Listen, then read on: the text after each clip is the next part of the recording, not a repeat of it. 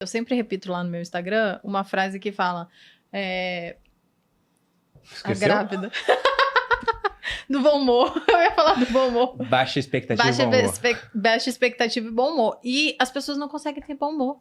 As pessoas não conseguem. Elas estão sempre carrancudas, não dão um sorriso. Isso é uma das coisas que, com certeza, ele deve falar aqui, que é pra você não ser mal-humorado. Mal-humorado é uma pessoa que não atrai a outra. Já espelhe de cara alguém.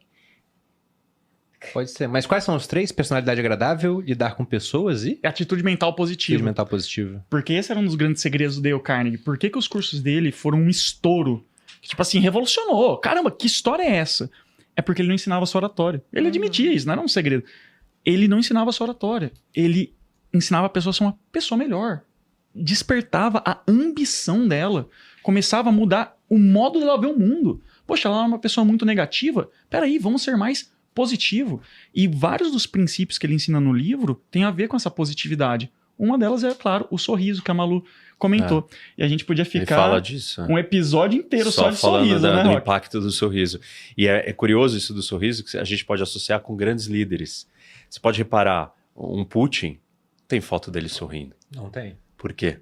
O sorriso é um ato de submissão, de entrega, de abertura, que, por causa dos nossos neurônios espelhos, faz você sorrir de volta. Mas é um ato de você se abrir. Então, pode ser lido como um sinal de você tentar se rebaixar ao outro. No mundo animal, isso acontece muito. E assim, tem vários estudos, né, sobre o comportamento de chimpanzés. E quando ele sorri, é um sorriso de tipo, eu sou inofensivo, não me ataque. Então você pode reparar que essas figuras que querem projetar muito poder, elas não sorriem. E quando você sorri, você quebra a outra pessoa. Você dá um sorriso assim, tipo... Sim. A outra pessoa, ela vai acabar sorrindo de volta. O sorriso...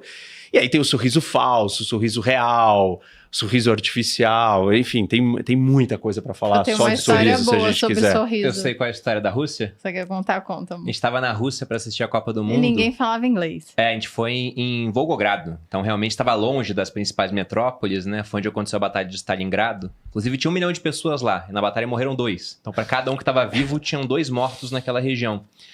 E a gente foi no mercado para comprar algumas coisas. Comprar água. A gente tava na fila para pagar, aí a moça russa não falava ela inglês. Era mais velha, mas não era uma senhora, era um pouco mais velha. Uns 40 anos, por aí. 50, talvez. Ela virou pra Malu, a Malu deu um sorrisão assim pra ela, sorriu de volta e ela falou, não precisa pagar a conta não. Olha. Ela não deu deixou as coisas pagar. do mercado, não deixou. Não, eu vou pagar dela. E ela não entendia, e ela deu um sorriso, assim, e ela, não, pegou minhas coisas, foi passando. Eu falei, não, moça, eu vou pagar. E ela pagou a minha conta. Só porque a Malu sorriu. A gente começou em todo restaurante, a Malu sorria, mas não deu certo.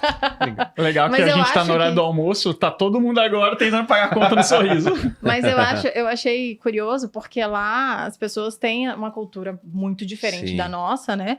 Eles estavam recebendo pessoas e tava um clima diferente na cidade, obviamente. Mas eu acho que ela nunca tinha recebido um sorriso igual o que eu dei pra ela, porque ela ficou realmente Você consegue chocada. mostrar pra gente mais ou menos como é que foi? Não, foi um sorriso normal. Foi normal. Pra gente imitar esse sorriso. É porque a Malu sorri, as pessoas às vezes olham pra ela, a gente não sabe se é seguidor, se não é. Ela sempre mas tem eu esse tava na comportamento Rússia, eu assim. sempre Aí sorri. ela sorriu, entendeu? Mas foi um sorriso espontâneo, a moça sorriu de volta e falou, não paga a conta. Deu de presente pra gente. Se você olhar pra criança, pro bebê, o bebê ele conquista uma parte quando ele dá aquele sorriso, assim, aí todo mundo se derrete, fica assim, nossa, que coisa fofa. E é isso, o sorriso ele tem um poder, e o Carnegie fala disso no livro, né? E quais outros comportamentos que uma pessoa, porque por exemplo, se a gente pensa em carisma e no oposto, eu tô pensando no cara que ele é mais retraído, que ele não consegue conversar com os outros, que ele é carrancudo. Que tipo de comportamento uma pessoa pode ter para conseguir melhorar o seu carisma, fazer mais amizades e influenciar mais pessoas? Olha, eu falo que o carisma, ele acontece, né? Ou toda a interação humana, ela acontece em 3 níveis. O nível pessoal, que é você. Então você precisa saber quem é você. Você precisa se conhecer, se entender. E parte do carisma vem disso. Você projetando, emanando quem você é. E eu chamo isso da inteligência do nível pessoal, que é a inteligência emocional. Então, por exemplo, um Senna. O Senna é carismático porque ele era um cara que brilhava. Pessoas que sabem o que querem, têm muita paixão pelo que elas fazem, o que elas são, elas conquistam o outro por isso. Tem outras pessoas que não têm essa inteligência emocional apurada. E aí tem um outro nível do carisma, que é o outro. Então, tem eu, tem você e tem o contexto. Então, são esses 3 níveis sempre, é uma tríade. Você, o outro e o ambiente que você tá. Se você não domina você tem que dominar o outro. E aí, o que é dominar o outro? Prestar atenção no outro. Então, tá bom, você é fechado, você é íntimo, você é introvertido. Normalmente, essas pessoas, elas têm uma capacidade de perceber o outro. Então, eu vou te olhar, ele usa uma gravata vermelha, eu vou saber te descrever, eu tô prestando atenção nos detalhes e nos sinais que você tá mandando para mim. E aí, entra o terceiro elemento, que é o contexto. Então, você imagina, normalmente as pessoas associam você ser carismático com você ser extrovertido, articulado, engraçado, piadista. Imagina você num velório. Você não vai fazer piada, você não vai ser extrovertido, então você não vai ser carismático para aquele ambiente. Por isso que o terceiro elemento é o contexto e o ambiente, que eu chamo de inteligência contextual, que tem que ser desenvolvida. Normalmente uma pessoa tímida, como ela é mais focada no outro e menos nela, ela vai ter a capacidade de perceber o outro melhor e ela vai conseguir ser muito carismática em certos ambientes que não requerem que ela fique falando. Um olhar, um toque, uma atenção, ela vai ser vista como carismática. Vai ser mais difícil dela desenvolver o carisma em outros contextos que requerem outras inteligências. E eu falo que as 3 inteligências são, então, a emocional, a social e a contextual. Se você tiver essas 3, você é um monstro do carisma. Tem poucas pessoas no mundo que eu diria que tem essas 3. O Silvio Santos era um deles. Cara, extremamente com uma inteligência emocional, ele sabia, ele irradiava, ele brilhava. Uma capacidade de conversar com o outro, assim, ler o outro, fenomenal. E uma capacidade de ler o contexto numa escala muito grande, porque entendeu aspectos da cultura do brasileiro. Quem quer dinheiro, uma coisa paternalista. Ele deu todos os elementos e criou um personagem em cima de elementos estruturais grandes do que é a nossa essência cultural. Ele era um cara que tinha as 3 inteligências muito desenvolvidas. O Senna é uma figura que ele tinha só a inteligência emocional muito desenvolvida. Mas isso já fazia ele ser muito carismático. Qual é a diferença do Senna e do Piquet? Os 2 são tricampeões. A diferença era o carisma. Uhum. E era o carisma porque você percebia no Senna a paixão que ele tinha. Você sabia que, esse cara vai dar um jeito e vai ganhar essa corrida mesmo largando em último. Porque ele acreditava muito nele, porque ele sabia muito quem ele era. E você só sabe quem você é se você se conhece muito bem. Então, enfim, percebe? Tem contextos diferentes. E até tem uma história do Carnegie, mas depois eu conto que ele fala que você não deve falar para as pessoas, fazer críticas às pessoas. E é curioso isso, porque tem razão. Inclusive até tem psicólogos, o Skinner, que é um comportamentalista, né, um behaviorist, ele fala assim, o ser humano ele responde a estímulos. E nós, assim, então na verdade ele até questiona se existe livre-arbítrio. Porque você só vai fazer o que eu te estimular. Se eu te estimular para você ganhar, você só vai fazer aquilo que é para ganhar. Se eu te estimular para você perder, você só vai fazer o que você vai sentir dor.